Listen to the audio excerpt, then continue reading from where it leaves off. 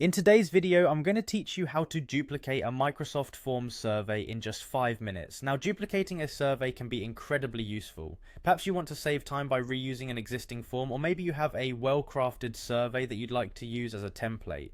Whatever your reason, this process is quick and straightforward, so let's get started. First, you need to navigate to the free Microsoft 365 Online.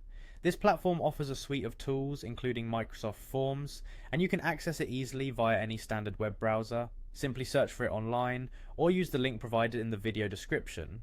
It's important to ensure that you're using the free version of Microsoft 365 to avoid any unnecessary charges, especially if you only need it for occasional tasks. Once you've reached the Microsoft 365 webpage, you'll see several options available to you. What you want to do next is click on Sign In at the top of the page. This step requires you to log in with your Microsoft account credentials. So if you're not already signed in, go ahead and do so. If you don't have an account, you'll need to create one. But that's fairly straightforward and won't take much of your time.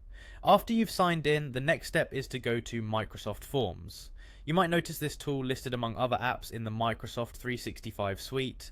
Simply click on the Forms icon, and it will direct you to the Forms homepage. This is where all your existing forms are stored, and it's the perfect starting point for creating or duplicating surveys. Now that you're in Microsoft Forms, you'll see a list of all the forms you've created in the past. Find the survey you wish to duplicate.